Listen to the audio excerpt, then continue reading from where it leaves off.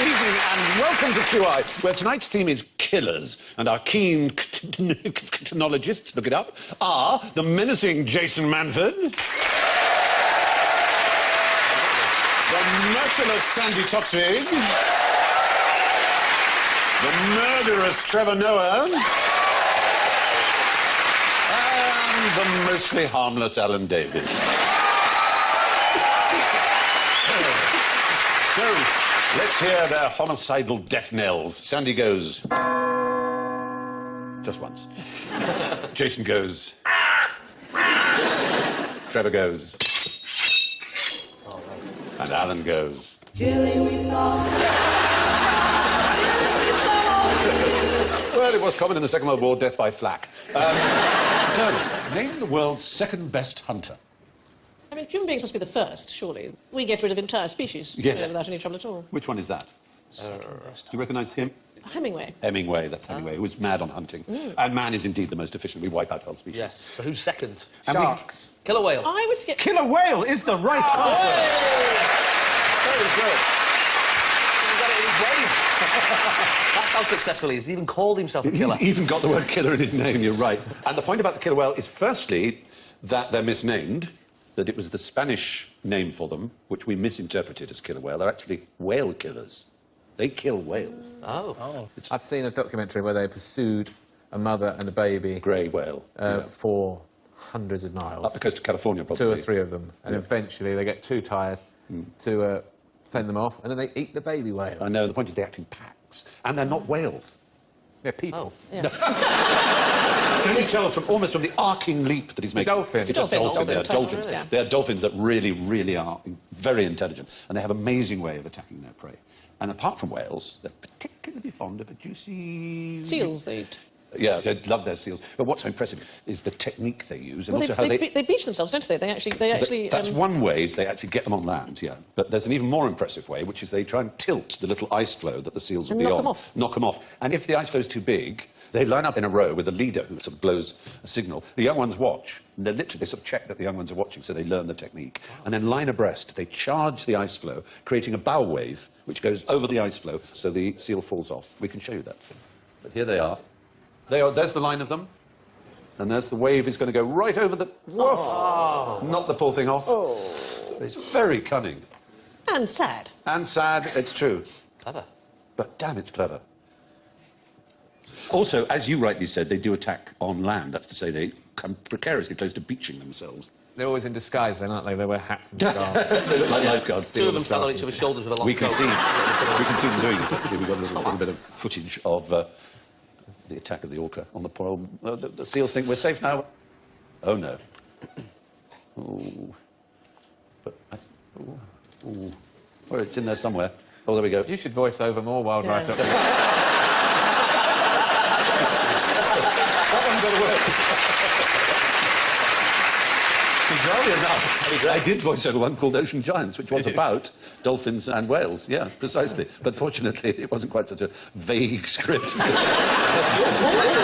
I did a show for BBC called Walk on the Wild Side. Oh, yes, I did And one you of those. you played a panda, I think, that was overeating or something. And we also had Sir Tom Jones do one. And everyone, like yourself, we just sent them the script, and, you know, it takes 2 minutes just to record it and send it back in. And Tom Jones, who just got a phone call one day in the studio, and he said, I've been sent this script, you want me to play a lion? I was like, yeah, that's right. He went, I don't really like lions. I was like, what?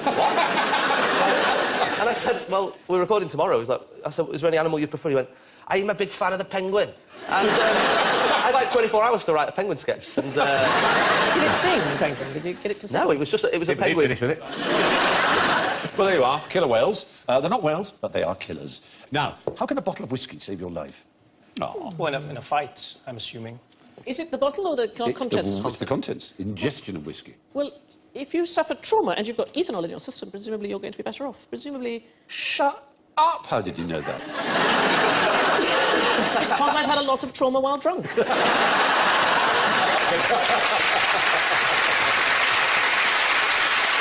You're absolutely right. There was a documented case where it was literally a bottle of whiskey. There was a New Zealand chef called Duthie who went on a vodka binge, and he went blind. He was literally blind drunk. They think it was because he was on diabetic medication, and that this basically turned it all into formaldehyde, which can cause blindness, as well as preserving you very nicely. And the usual thing is to put someone on an ethanol drip. They didn't have any medical ethanol in this particular hospital, but they did have an offie, so they went and got a bottle of Johnny Walker Black Label, and they put him on a drip, and 5 days later he woke up with sight fully restored. Wow. On a whiskey drip. It was a whiskey drip, literally a bottle of whiskey. Sounds like a good name for a pub, doesn't it? I think it's effective, but if you have an accident or a serious injury and you're drunk at the time, you're probably more likely to recover than if you are... Shut up again! Do you sneak into my dressing rooms and look at my cards? I know this. I wrote a play, which is a lot about soldiers and how they deal with things. And some of the soldiers who were intoxicated in the time of the battle did better. They recovered better. Well, you're absolutely right. Did you know this? I always knew about the ragdoll effect. If you have the alcohol, and then if you fall or if you're in a car accident, because you don't brace, then it's the same as a baby. If you drop babies, they're fine. They just... So if you're drunk, that's why you recover quicker, because you just don't brace, and then it just goes through you. Then you'll probably end up in more situations where you're likely to get hurt. That is true. You get other injuries. You get other DRIs, don't you? Drink-related injuries. DRIs? I like the fact you know that. That's a bit we've got Mr Davis presenting with a DRI again. A friend had a great DRI where he managed to get home against all odds and then fell asleep against the radiator. A nasty burn on his arm he had. There was like a practical joke that kids did when I was growing up, which was to fill a ball, a football, up with cement, for example, you know, from somebody's garden. Oh, wow. You fill a football and leave it outside a pub, and drunk men cannot resist. Jesus! They just can't resist a football. I've got this one, Dave! It's a hell of a practical joke, You but put it's... a goalpost on the wall.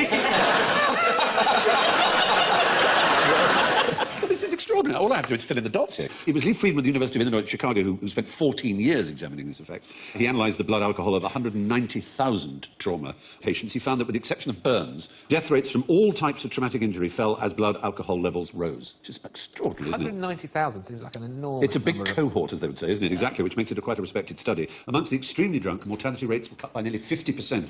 Gunshot and stab victims, however, showed the greatest benefit, which wouldn't be the ragdoll effect, I don't suppose. There's some kind of anaesthetic element to it. There is the anaesthetic element as well, which I suppose makes you behave less dramatically in a way that you do. increases blood flow. I'm bleeding, you just think, sort of you think, oh, look at that. Oh, no. Too short!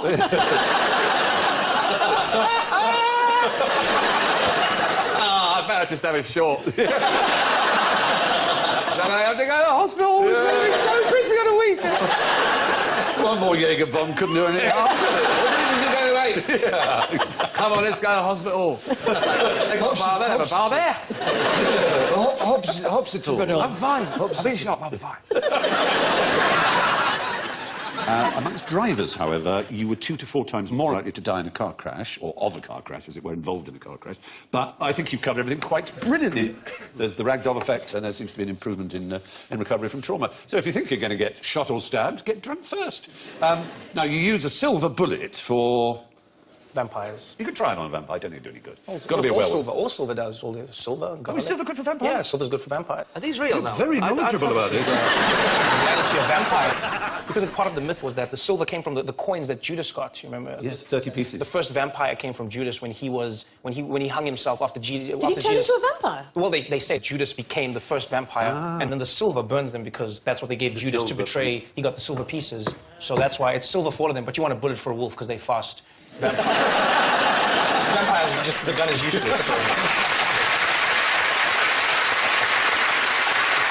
Well, that's covered the vampire side of the question quite perfectly. But a square bullet, on the other hand, these don't need to be silver. Against whom would... I think this is a very old gun, and I think it's something politically incorrect. Is that Again, you've been... I'm going to test my cards for your DNA. I'm slightly distracted because that so looks like a woman I went out with, but...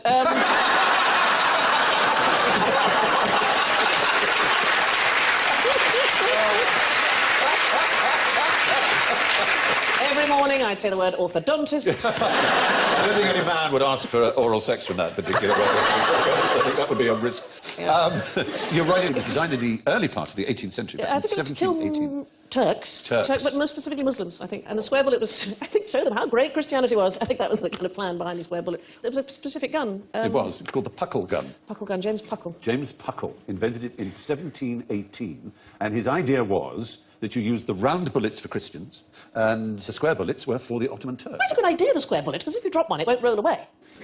There is, however, a bad side to it. You can't rifle a square bullet, and it's the rifling that gives it accuracy through the air. Oh, so they're a bit It rubbish, the makes square it bullets. spin and go fast. Yeah, it would just go wobble, wobble, wobble, wobble. So if you were a Turk or a Muslim, you'd be encouraging the square Actually, bullet. you would. I think you should definitely use the square ones or not. Exactly. It was supposed to show the benefits of Christianity. In fact, it showed the further deficiency of James Puckle's ideas of aerodynamics and rifling. You might hit a Christian. You might accidentally hit a Christian. It's not really right to call it the first machine gun, but it was 3 times faster to load and fire than the current musket. It was 9 rounds a minute, which wasn't bad for 1718. It's interesting because I guess technically the first bulletproof vests were created by the Zulus when they were fighting the British. Shaka discovered that if you dip your leather shield in water before you go into battle, then the pellets couldn't penetrate. Is it really? Was that? It Yeah, hardened the leather that much? and that's how the Zulus could kill so many. Because what would happen is they only needed 1 bullet, and then they would advance so quickly that then they would kill 5 or 6 British people before they could reload. Do you have Zulu blood in you? I do. you I from guess that yes, because I mean Xhosa people are of the you're Zulus. Xhosa. Oh, do that yes, again. I I'm love half that. Xhosa. Oh, do it again. So, Oh, I Xhosa, love Xhosa. that. I can't do that. I love that. It's given as an exclamation mark, isn't it? No, that's the click. X. So there's the 3 clicks. There's the X, which is the, and then there's the Q, and then there's the C, which is. So those are the 3 different. So that's the. You've seduced me. Oh, thank you. Not that you wanted to, I'm sure. Who was that wonderful... Was it Miriam Makeba? Who's Yes, that? the click song. Yeah. Yeah, that's the song.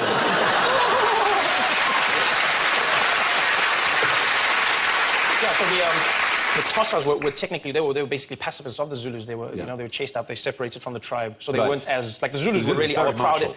In terms of military, they are our pride and joy. They are. With the Assegais. Yeah, everything they did was revolutionary. Just like the first they were the first ones with the shortened spear. So Shaka invented a spear that was quicker to stab with and not as cumbersome to Right, like to a sort of lug around. javelin, Yes, yes. yeah. Because the spear hadn't really been changed over all those years, and So he changed that. adapted. He changed everything. He was one of the best military. Yeah. You know, you guys. If it wasn't for the guns, you guys wouldn't be here. I know, we wouldn't have. Just do that bit of singing again. With the Just do that bit of singing again. oh, that's the See, song. you don't know me well, Trevor, but I'm on the turn, I'm telling you.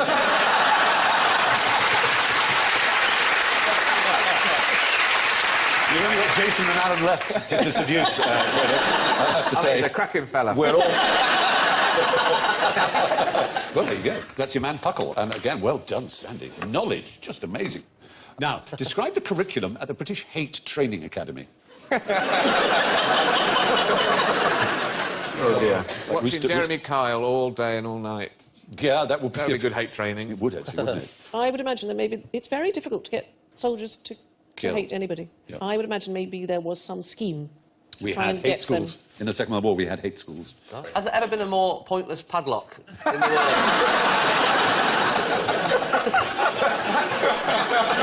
You're not getting my shirts! Back off! It's a pretty astonishing look, isn't it? But no, Sandy, you're right. There were hate schools. These medals are sticking into my chest! Ah!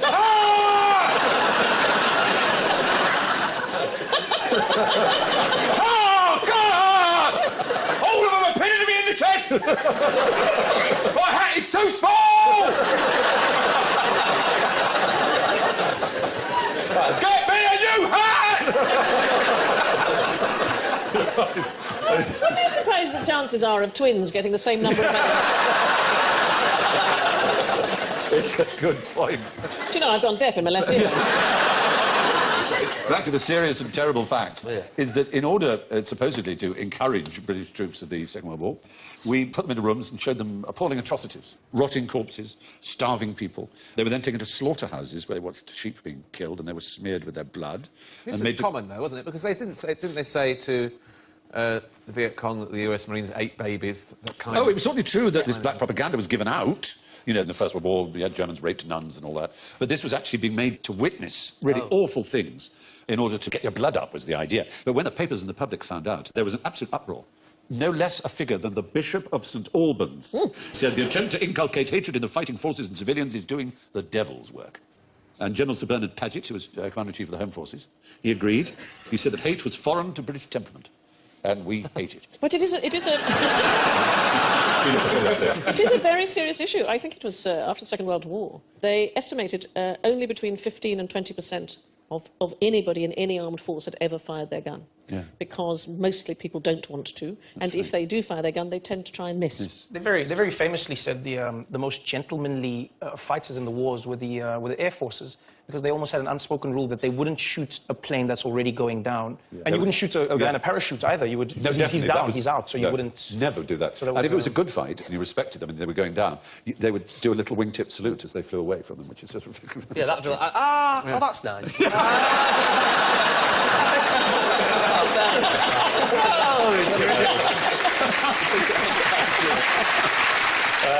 Anyway, which is most dangerous? 1,000 bananas, Oh. half a litre of wine, 1.4 cigarettes, or 2 days in New York? You could fall on quite a lot of those banana peels. You Or could. spiders inside. That's Yes, you could have a absolutely. tarantula inside, yeah, yeah. Well, they're all quite dangerous, I suppose. They're all, in fact, we know that they're all equally dangerous. Oh. And how can we know that? Is there a scale of dangerousness? Was the banana cigarette New York scale that they generally use? That's the scale. Is it Well- about toxins that you absorb or take in? Well, it is a professor from Stanford called Ronald Howard, as long as it's not the guy who was in Happy Days and directed Apollo 13. It was in 1968 he developed the micromort. And a micromort is a 1 in a million chance of death. So the higher the risk, the more micromorts, obviously. So if 1 million outings on a hang glider result in 8 deaths, then there's a fatal risk of 8 micromorts attached to hang gliding. So how many micromorts in a banana? Well, I'll tell you, if you take the normal background risk in the UK, it's actually 41.6 micromorts. So the chances of sudden death in Britain from leading a normal life are about 4 in 100,000. What, 4 people die unexpectedly from eating a banana? No, just that's background. This is just background. We're not come to the bananas Oh, yet. sorry, I'm overexcited. Yeah. Your ordinary risk Yes. of dying suddenly is 4 in 100,000. I've got it now. Right, but activities that raise the level of risk. Have you done suddenly? I died suddenly. There you are. Activities that raise the level of risk from 41.6 micromorts, which is the average risk we all share, by 1 micromort alone, are smoking 1.4 cigarettes yourself, living for 2 months with someone else who smokes, half a litre of wine, Not doing a wee when you really need one. 1,000 bananas is actually because they're radioactivity. They do contain a lot of potassium. They are faintly radioactive. Wow. Very faintly. 40 tablespoons of peanut butter. So I'm still on the bananas. You have to. You have to eat 1,000 bananas. If you ate 1,000 bananas, not necessarily all No. at once, because that would kill you straight away. Yes. You'll burst. The point is, for every 1,000 bananas you eat, Yes. your chances of sudden death increase by 1 micromort. What is the matter with scientists? Who is going to eat 1,000 bananas? Why would you eat this out? Yeah, you don't Over know, your maybe- lifetime, I've eaten 1,000 bananas. Yeah, I reckon about So should you be counting how many bananas you've eaten? It's only 1 micromort. It's a 1 in a million chance. But how does the 1,000th banana kill Because of you? the level of radioactivity. Oh, God. For every 1,000 you eat, you've already got 41.6 micromorts. I feel which is unwell. I'll give you a book to read afterwards. Thank You can you, explain it. Go It to New takes York, too have long. a cigarette with a glass of wine and a banana split. Fuck you, world!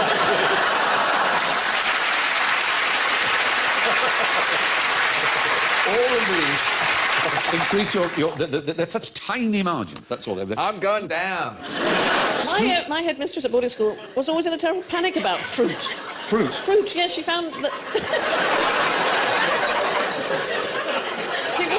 She spent hours teaching us how to eat a banana correctly, and because of the manners. And I remember her We saying... mustn't make the cheeks spoil.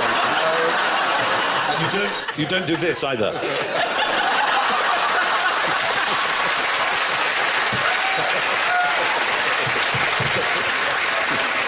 So she didn't like. She taught you how No, to she eat was banana. very worried, and I remember saying, because she'd spent a long time on bananas, and I said, well, how do you eat an orange? And she looked over the top of her glasses and said, no young woman should ever embark upon an orange. Wise word. Anyway, yes, micromorts. Now, here are some killers, but what do they prey on? I'll perhaps give you a clue, if you don't know.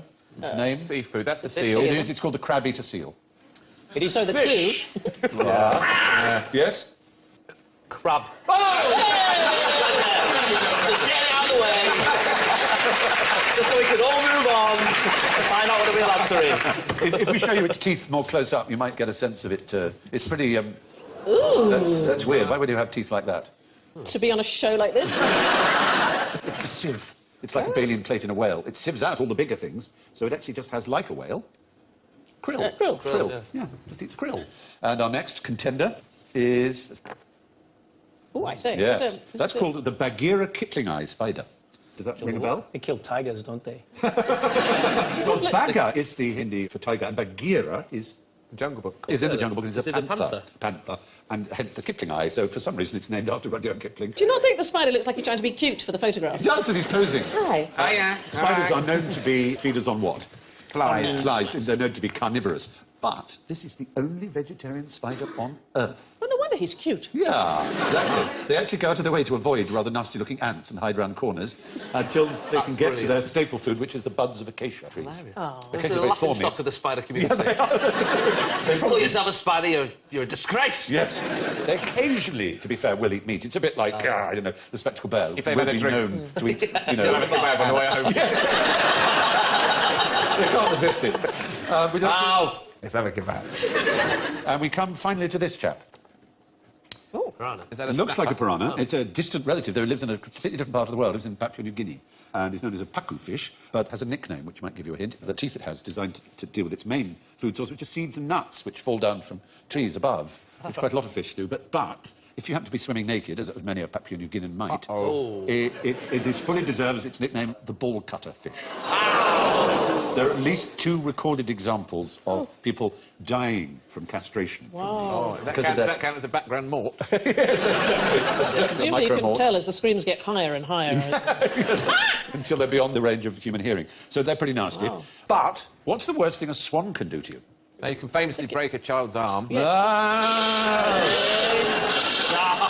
there's no recorded example ever. They have hollow bones, and the chances are they would break their own wings if they attempted to swipe hard on a human Oh, bone. I've been cautious of them ever since primary school. They're aggressive. They'll chase after you. And I dare say, if anyone rings in and says, I know someone who claims their arm was broken, the chances are almost certain. The school liar. Well, not that they're with a school line. Well, they were running away and fell. They might well have fallen broke over. your arm. Exactly. They are very aggressive. They can't break your arm, so they're... And now it's time for one of my knickknacks. Crikey, how did that get there?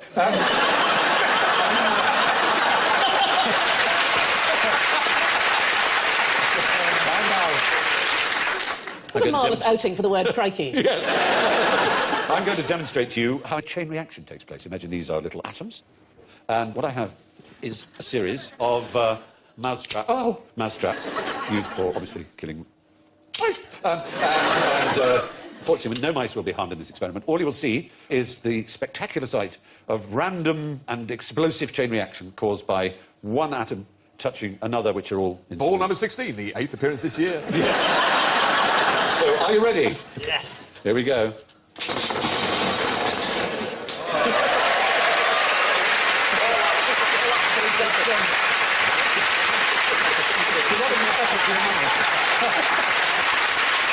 On that nuclear bombshell, we reach the final curtain. It's time for the scores. And how fascinating they are. Way out in front, as you might imagine, with their astonishing knowledge, is Sandy Toxic on 14 points. Points-wise, one of the greatest debuts of all time. Trevor Noah has +9. And in third place with -6, Jason Manford. Alamy astonished in last place, but with a deeply encouraging -28, Alan Davis.